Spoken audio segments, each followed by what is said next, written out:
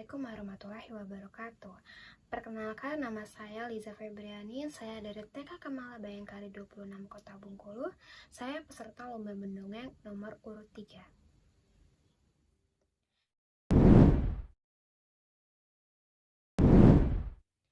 Pada zaman dahulu kala, di sebuah desa tinggallah sepasang suami istri.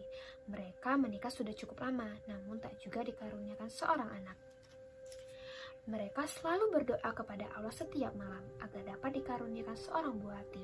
Dan tiba-tiba di suatu hari, sang istri akhirnya hamil. Mereka sangat bahagia. Sang istri selalu menjaga kandungannya, seperti makan makanan yang bergizi, seperti memakan sayuran dan juga ikan. Ikan tersebut mereka dapatkan dari hasil tangkapan sang suami yang berasal dari sungai. Beberapa bulan kemudian, sang istri akhirnya melahirkan. Sang istri melahirkan anak laki-laki yang sangat tampan. Mereka sangat menyayangi anaknya. Namun tiba-tiba sang suami jatuh sakit dan akhirnya meninggal. Sang istri sangat sedih karena harus membesarkan dan merawat anaknya sendirian. Beberapa tahun kemudian, sang anak beranjak dewasa. Sang anak menjadi anak yang nakal, suka marah-marah, tidak mau makan, tidak ada ikan. Pernah pada suatu hari, sang ibu tidak bisa menangkap ikan karena hujan deras dan air sungai pun meluap. Akhirnya sang ibu pun memasak sayur untuk anaknya. Dan anak pun marah kepada ibunya karena anak tidak mau makan jika tidak ada ikan. Sang ibu pun sangat sedih dan ibu pun pergi ke sungai untuk mencari ikan. Tetapi sudah berkeliling-keliling sungai, ikan pun tak terlihat dan akhirnya ibu pun pulang ke rumah. Di rumah, anaknya pun menunggu. Anak bertanya pada ibunya, "Ibu, mana ikannya? Aku lapar, aku mau makan ikan." Ibu pun minta maaf kepada anaknya. "Maaf nak, ibu tak dapat ikan. Ibu tidak melihat ikan di sungai." Anak pun marah kepada ibunya, dan ibunya pun kembali bersedih. Kemudian, ibu pun pergi ke pasar.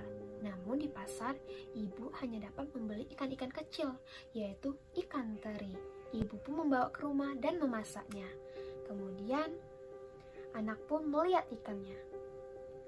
"Ikan apa ini, ibu? Kenapa kecil sekali?" "Ini namanya ikan teri, nak. Cobalah." Anak pun kembali marah. Anak berkata, "Ibu, aku tidak mau makan jika tidak ada ikan yang berasal dari sungai." Akhirnya, karena kecewa dan kembali bersedih dengan perkataan anaknya, ibu pun berjalan tak tahu arah.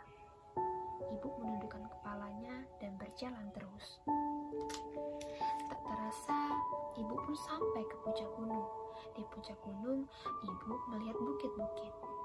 Ibu berkata dalam hatinya, "Ya Allah, andai aku menjadi sebuah bukit yang bisa menunjuk ke arah di mana anakku berada."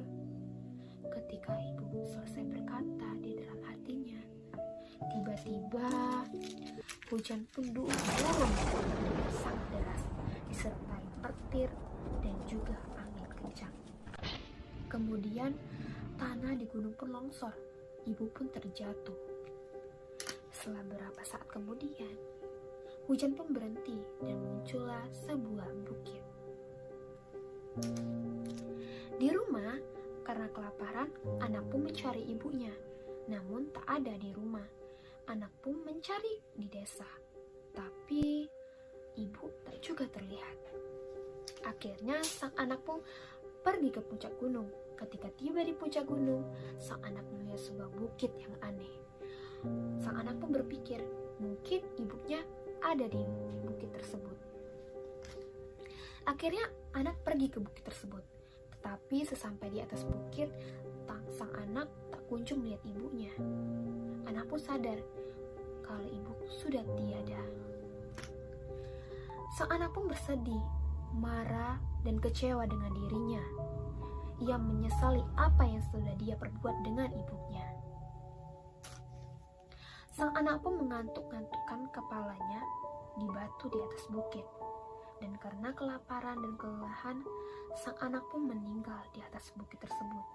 Bukit tersebut dinamai Bukit Selero. Itulah dongeng cerita rakyat yang berjudul Asal-usul Bukit Selero. Terima kasih sudah menonton video saya. Wassalamualaikum warahmatullahi wabarakatuh.